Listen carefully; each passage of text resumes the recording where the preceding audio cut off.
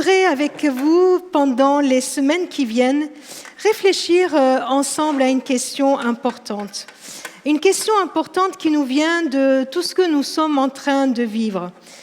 Osons le dire, on a vécu des temps bien particuliers, qui nous a obligés de faire des préparations au baptême par Zoom, comme je l'ai dit, à nous interroger sur les autres, sur notre relation aux autres et notre relation à l'Église. Après de longues semaines, de mois de confinement, nous avons été isolés. Les autres nous ont manqué. Ou pas? Vous vous êtes manqués?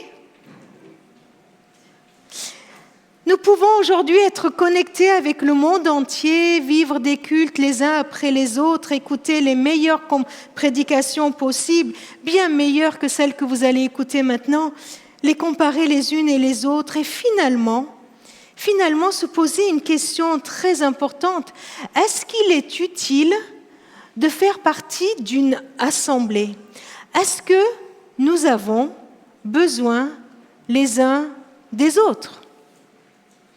Oui, nous savons que nous faisons partie de l'Église universelle, que nous sommes enfants de Dieu parce que Christ nous a rachetés et par notre baptême, nous l'affirmons, nous le proclamons, que nous avons accepté le Christ comme Sauveur et Seigneur. Oui, nous faisons partie du royaume de Dieu parce que Christ nous y a invités.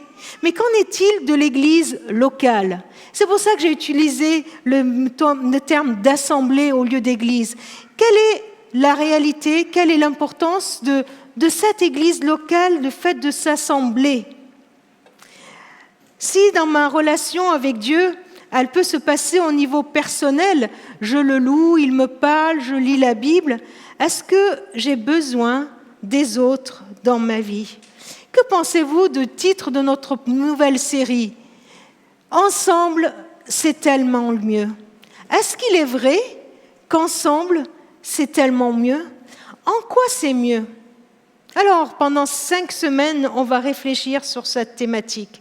Nous voyons les premiers chrétiens qui se réunissaient, qui s'appliquaient fidèlement à écouter l'enseignement des apôtres et à vivre la communion fraternelle.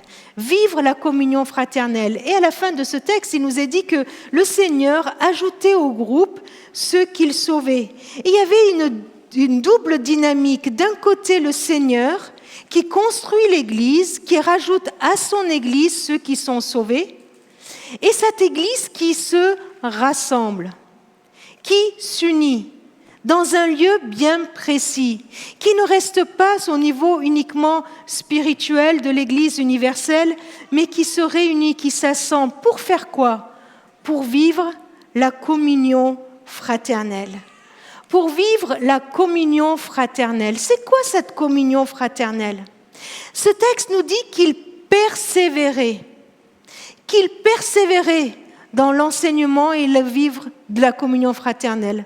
Permettez-moi de vous dire tout de suite que la communion fraternelle, ce n'est pas quelque chose qui est acquis, qui nous tombe dessus comme ça. Voyez, dès qu'Antonelle est sortie de l'eau, ça y est, il y a un amour ardent dans son cœur envers vous tous. Non, tu n'as pas reçu un truc comme ça? La communion fraternelle, ce n'est pas quelque chose d'acquis. Ce n'est pas parce que je vis et que je viens dans une assemblée, dans une église, que automatiquement je vais le vivre. La communion fraternelle, c'est un travail, et un travail minutieux, un travail d'orfèvre que je dois accomplir dans tous les détails de notre vie et de nos relations les uns avec les autres. Pourquoi? Pourquoi Dieu a choisi que le groupe se rassemble? Pourquoi le Christ a réuni autour de lui des disciples et il les a supportés pendant tous ces mois et toutes ces années? Franchement, il aurait pu s'en passer, il aurait été plus efficace, il aurait travaillé beaucoup plus vite, bien mieux, et il n'aurait pas attendu toutes leurs râleries et toutes les bêtises qu'ils se racontaient. Jésus a décidé de rassembler ses disciples pour vivre avec eux et pour nous montrer que nous avons besoin les uns des autres. Nous avons besoin les uns des autres. Mes amis, je suis désolée, mais vous avez besoin de moi. Et surtout, moi, j'ai besoin de vous et de chacun de vous. Vous pouvez vous regarder vos voisins et vous dire, mais nous avons besoin les uns des autres. Alors, peut-être que vous me dites, mais en quoi j'ai besoin des autres ? En quoi j'ai besoin des autres ? Je vous propose de lire un texte dans Éphésiens qui nous le montre. Éphésiens 4. Je vous exhorte donc, moi le prisonnier dans le Seigneur, à marcher d'une manière digne de la vocation qui vous a été adressée, en toute humilité et douceur, avec patience, vous supportant les uns les autres avec amour, vous efforçant de conserver l'unité de l'esprit par le lien de la paix. Il y a un seul corps, un seul esprit, comme vous aussi vous avez été appelés à une seule espérance par votre vocation. Il y a un seul Seigneur, une seule foi, un seul baptême, un seul Dieu et Père de tous, qui est au-dessus de tous et parmi tous et en tous.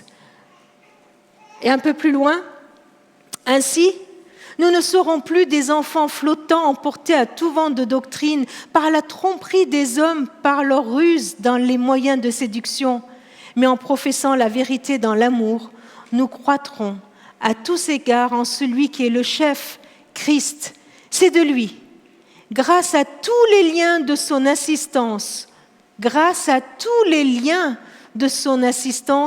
que tout le corps bien coordonné et formant un solide assemblage tire son accroissement, selon la force qui convient à chacune de ses parties et s'édifie lui-même dans l'amour.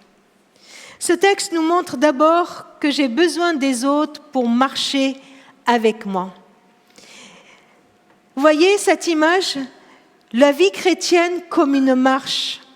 Comme on le voit dans l'Ancien Testament, cette marche dans le désert, la marche du peuple de Dieu. La vie chrétienne comme une marche dans la lumière, dans l'amour. On voit tellement souvent cette image de marche que nous montre la Bible pour la vie chrétienne. Mais nous ne sommes pas destinés à marcher seuls. Dieu ne veut pas que nous marchions seuls dans notre vie chrétienne. Dieu ne veut pas que nous avancions dans la vie, dans chaque étape de notre vie seuls. Dieu ne veut pas qu'Antonelle se fasse baptiser toute seule dans un coin sans qu'il y ait des frères et sœurs qui l'entourent. Dieu ne veut pas que nous soyons seuls. Mais il a dit dès le début dans le livre de la Genèse, il n'est pas bon que l'homme soit seul. Mais attention, la réponse à la solitude n'est pas le mariage. Il y en a qui sont d'accord, hein ? C'est pas le mariage. On peut être marié, entouré de plein de gens et être seul, hein ? C'est pas le mariage, attention. La réponse à la solitude n'est pas le mariage, mais la vie en communauté. La vie avec les autres, la vie dans l'assemblée, être avec les autres. J'ai besoin des autres pour marcher avec moi. J'ai besoin des autres pour avancer dans ma vie chrétienne. Mais pour cela, j'ai besoin d'humilité pour accepter que j'ai besoin des autres. C'est l'orgueil qui me fait dire « mais non, je n'ai pas besoin des autres. Je peux très bien marcher dans ma vie seule. Je peux très bien vivre ma vocation d'enfant de Dieu seul. Je peux très bien grandir seul. Je peux très bien témoigner seul. Je peux le vivre seul. » Il me faut de l'humilité pour accepter que j'ai besoin des autres dans ma vie. Il me faut aussi beaucoup de douceur et de patience pour apprendre à marcher avec les autres. Ah, je vous le dis souvent, alors je le dis parce que je le vois derrière. Mon mari, pour qu'il marche avec moi, vu qu'il fait 1m87 et moi 1m52, 3, ça dépend des jours, eh ben, il lui faut beaucoup de patience pour marcher avec moi. Parce qu'évidemment, lui, il fait un pas et moi, je dois en faire 3. C'est pour ça d'ailleurs que je suis beaucoup plus fatiguée que lui. Hein. Pas que. Hein. Il faut beaucoup de patience pour apprendre à marcher avec quelqu'un qui va moins vite ou plus vite. Voyez, j'ai besoin d'humilité pour accepter de marcher avec les autres, mais j'ai besoin aussi de patience et de douceur. Et c'est ce que nous dit le texte de Philippiens. Marchons ensemble avec douceur, patience et humilité. Pourquoi j'ai besoin des autres ? J'ai besoin aussi des autres pour qu'il veille sur moi. Je n'ai pas dit pour qu'il me surveille, hein. On est bien d'accord. Il ne s'agit pas de surveiller, mais de veiller sur. Ce texte nous parle d'enfants flottants, emportés par tout vent, par la tromperie, par les ruses, par les séductions. J'ai besoin des autres pour qu'ils me protègent. J'ai besoin des autres pour qu'ils me soutiennent, qu'ils me disent « Eh oh, Gemma, attention, là tu vas dans une mauvaise voie. » J'ai besoin de mes collègues pour qu'ils me disent « Non, non, là tu vas, ta prédique, insiste plus là-dessus, plus moins là-dessus. » Et puis on échange, on a besoin des autres. On a besoin des autres pour nous prévenir quand on dévie notre voie dans notre marche et qu'on est en face d'une falaise là. Ils nous disent « Attention, attention, regarde où tu vas. Attention, tu vas te prendre un mur. Attention, il y a un danger devant toi. » On a besoin des autres pour veiller sur nous. Il y a Rick Warren qui écrit dans ses méditations, vous savez, Satan ne va pas se déguiser en bonhomme, en rouge et venir dire « Coucou, je suis venu pour t'embêter ». Non, comment il va nous embêter ? Eh bien, il va nous embêter en laissant dans notre vie des habitudes qui nous détruisent et en nous faisant croire que tout va bien, pas de souci. Je peux continuer à vivre ces habitudes, ces addictions qui me détruisent. Il va me laisser dans ma vie des blessures et me les faire oublier juste pour me faire croire que ça peut rester comme ça. Il va me faire croire que je n'ai pas besoin de changer quelque chose dans ma vie parce que je suis très bien comme je suis et que ce soit les autres qui changent, pas moi. Voyez, j'ai besoin des autres pour veiller sur moi. Dans l'Épître aux Hébreux, il nous est dit « Veillons ». C'est un ordre, hein ? C'est un ordre. Nous avons ce devoir de veiller les uns sur les autres pour nous inciter, pour nous encourager à mieux aimer. C'est pour ça qu'on a des gens peu aimables autour de nous. Non ? À chaque fois que vous voyez quelqu'un qui, à votre goût, n'est pas très aimable, souvenez-vous de ce verset.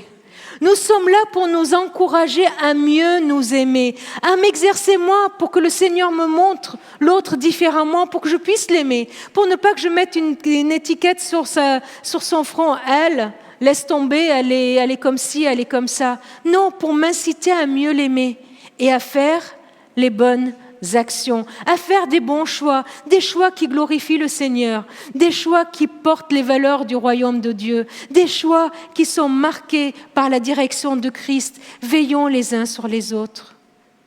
Tu as besoin d'une assemblée pour veiller sur toi. Tu as besoin de frères et sœurs pour veiller sur toi. Le texte continue et c'est juste après qu'il y a ce fameux verset qui dit « N'abandonnons pas nos assemblées ». N'abandonnons pas nos assemblées comme certains ont l'habitude de le faire. N'abandonnons pas nos assemblées parce qu'on ne peut pas s'y réunir à 300, 400, 500. N'abandonnons pas nos assemblées parce qu'il nous faut faire plein de choses, les masques, les gestes, s'inscrire, etc. Pourquoi ? Parce que nous avons besoin les uns les autres. Et l'assemblée n'est pas que ici, ce n'est pas que le dimanche matin au culte. L'assemblée, c'est aussi aller voir mon frère et ma sœur, nous réunir dans les groupes maisons. Les groupes maisons reprennent, les amis. Ça, c'est une bonne nouvelle. Allons-y, reprenons le plaisir, l'amour d'aller dans un groupe maison avec d'autres frères et sœurs pour qu'ensemble nous puissions veiller les uns sur les autres, pour qu'ensemble nous puissions apprendre à marcher derrière le Christ. Il y a les groupes de jeunes qui ont repris. Les jeunes, allons-y pour apprendre à marcher ensemble. Il y a le groupe des aînés qui reprend demain, je crois. Je ne sais plus si c'est maintenu ou pas demain. Voilà, pour apprendre à avancer ensemble. N'abandonnons pas nos assemblées, au contraire, encourageons-nous. Encourageons les uns les autres et d'autant plus que vous voyez approcher le jour du Seigneur. Parce que oui, ensemble, c'est tellement mieux. Ensemble, c'est tellement mieux pour nous encourager et pour avoir les forces dont j'ai besoin. J'ai besoin de la force des autres pour m'assister et pour m'édifier. Vous savez, il y a des circonstances dans la vie qu'on ne devrait jamais être seul. Des circonstances où on attend une mauvaise nouvelle et on attend. On ne devrait pas l'attendre tout seul. On ne devrait pas être tout seul à organiser des obsèques d'une maman ou d'un papa. On ne doit pas être tout seul à trembler pour notre enfant qui est à l'hôpital. On ne devrait pas être tout seul à attendre les résultats d'un examen médical. On ne devrait pas être tout seul quand on ouvre notre frigo et qu'il n'y a pas grand-chose à manger. On se demande comment on va faire pour finir à la fin des mois. On ne devrait pas être tout seul. On devrait pouvoir compter sur les autres. Compter, vous avez vu, le texte nous disait, sur cet assemblage qui est l'Église, qui est le corps de Christ. Cet assemblage doit nous aider à trouver la force pour grandir. C'est dans ce lien les uns avec les autres que je vais trouver la force en Christ pour m'édifier, pour avancer. C'est ça, s'encourager mutuellement. Vous savez ce qui se passe quand il y a un match de foot et qu'il ne reste plus que 5 minutes à la fin et que le score est 1-1. Qu'est-ce qui se passe à ce moment-là? C'est là que jouer à domicile change la donne. Parce que c'est le moment où les supporters doivent se mettre en action, doivent se lever et crier « Allez, allez, vas-y !» Parce que les gars sur le terrain, ils sont déjà morts, ils n'ont plus de force, c'est fini. Et c'est les autres qui doivent être là. C'est ça l'assemblée, c'est ça l'Église. Quand je vois mon frère, ma sœur qui est au bout de souffle, j'ai visité quelqu'un à l'hôpital une personne pleine de foi, franchement pleine de foi. Elle m'a tellement encouragée. Elle me disait, moi j'en peux plus, j'ai même plus le courage de prier. Et j'ai pu lui dire, c'est pas grave, je prie à ta place pour toi. Et elle m'a regardée, elle a pleuré, elle m'a dit, c'est vrai? Je dis, mais c'est ça l'Église. C'est ça, nous allons prier les uns pour les autres, nous allons nous encourager les uns pour les autres, nous allons nous soutenir les uns les autres. Quand un membre souffre, on va être là. Et là, à ce moment-là même, j'entends des pensées qu'il y a dans votre esprit, et même ceux qui nous regardent derrière l'écran. Des pensées du genre, ah ouais, t'es bien sûr, Gemma, que j'ai besoin des autres pour marcher avec eux? Pour, qu'est-ce qu'on avait dit encore? Pour veiller sur nous, pour m'assister, m'édifier. Mais ils étaient où quand moi j'étais malade? Les frères et sœurs dont tu parles, ils étaient où quand moi j'avais pas grand-chose dans mon frigo?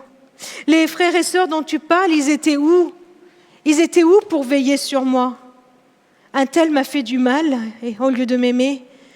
Un tel m'a rejeté, m'a blessé. Quand je me suis cassé la figure parce que je n'ai pas montré à tout le monde que j'étais la super bonne chrétienne. Tu sais, dans ma vie, là, quand je n'ai pas fait comme tout le monde, eh bien, ils ont dit quoi à l'église? Ils ont dit, ah, laisse tomber, elle est perdue. Ça arrive, ça? Vous l'avez déjà eu?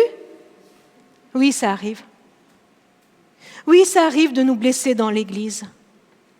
Oui, ça arrive de faillir. Il nous arrive de faillir, de ne pas veiller les uns sur les autres, de ne pas nous encourager à marcher, de ne pas nous assister, de ne pas nous secourir l'un l'autre. Oui, ça arrive. Mais qu'est-ce que je fais quand ça arrive? Mes amis, le danger quand ça arrive est de m'isoler.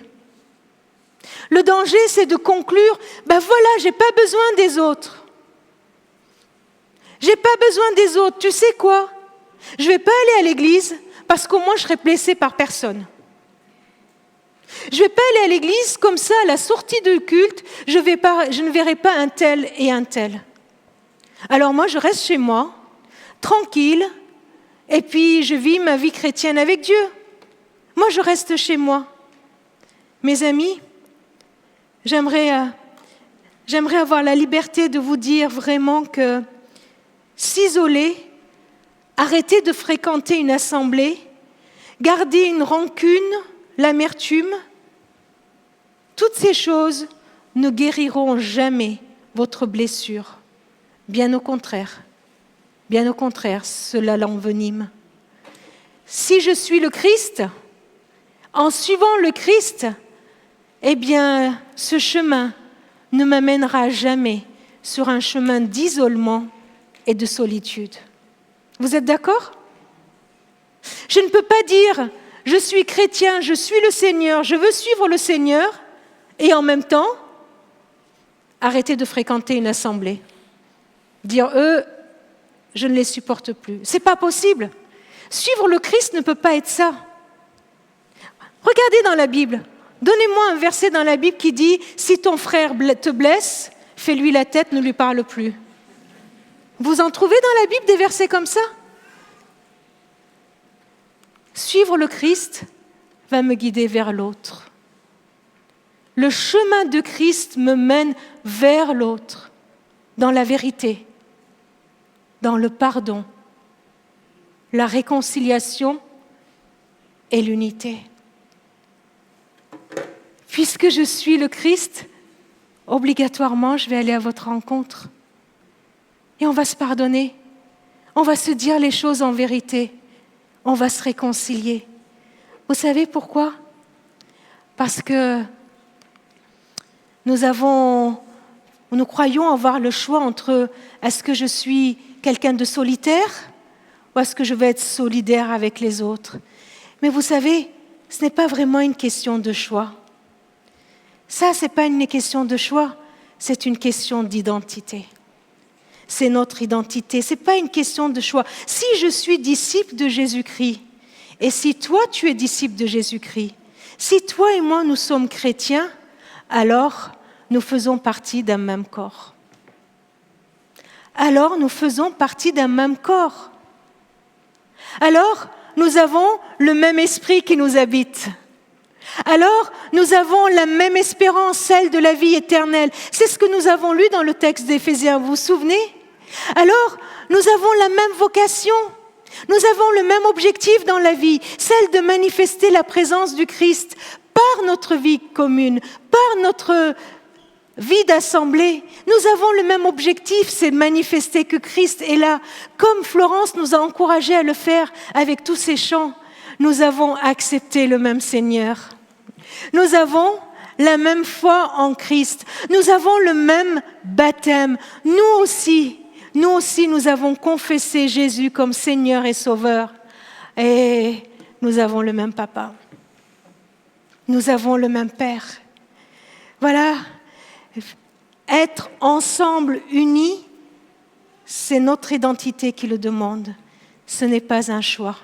C'est parce que nous sommes disciples de Jésus que nous sommes ensemble et que nous avons besoin des uns et des autres, que nous avons besoin des uns et des autres pour marcher, pour veiller les uns sur les autres, pour nous assister, pour nous encourager. Il y a quelques années de ça, en 2015, quand on a commencé ce parcours en 5M, nous nous sommes réunis en assemblée générale et nous avons écrit une charte relationnelle. Oh, vous savez, ce sont des mots qui ne concernent pas uniquement notre assemblée, hein. Elles sont universelles et elles concernent tout le monde, même toi qui viens peut-être pour la première fois dans ces lieux, même toi qui nous regardes de la vidéo et peut-être pour la première fois tu tombes sur cette vidéo. Une charte qui dit ce que nous croyons de la communion fraternelle. Je vais vous la lire, je ne sais pas si vous en souvenez. Il y en a qui étaient là, hein, je pense, à cette assemblée générale. Alors, bien sûr, vous le connaissez par cœur, hein, toutes ces phrases. André connaît par cœur. Nous voulons vivre ensemble en refusant l'égoïsme, l'orgueil, la peur des autres ou l'irritation. Nous voulons construire nos relations en prenant plus en considération les intérêts des autres, dans l'humilité, l'amour et le pardon. Est-ce que ça vous va? Est-ce que vous êtes d'accord avec ça? Je vais remettre le début. Vous savez, pour pouvoir avancer, nous avons besoin de reconnaître, de confesser notre égoïsme, notre orgueil, notre peur des autres. Nous avons besoin de confesser que combien de fois on s'est fait avoir, combien de fois on s'est laissé aller. Et nous avons besoin de nous poser à nouveau, de nous engager devant Dieu en disant « Seigneur, non. Seigneur, non, je veux construire maintenant. Je veux construire des relations. Je veux construire parce que la communion fraternelle est un travail d'orfèvre et je veux m'y engager. » Le baptême est un premier signe que Dieu nous donne, que le Christ nous donne pour affirmer notre foi.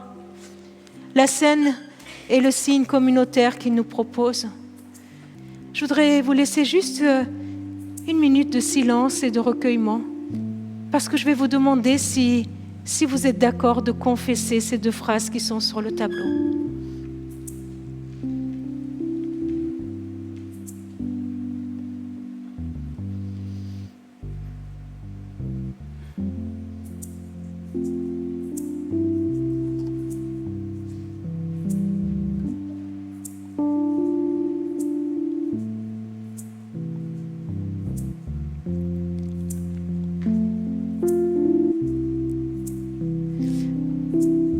Tous ceux qui veulent de tout leur cœur prononcer ces 2 phrases et de participer à la scène, je vais oser vous demander un engagement, comme l'a fait Antonelle, son engagement, un engagement de nous lever pour dire ces phrases ensemble et prendre la communion, participer à la communion que le Seigneur nous donne.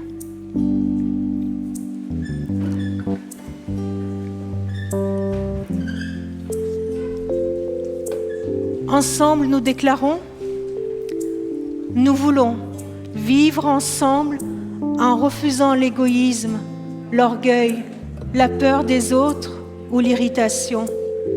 Nous voulons construire nos relations en prenant plus en considération les intérêts des autres, dans l'humilité, l'amour et le pardon. Amen.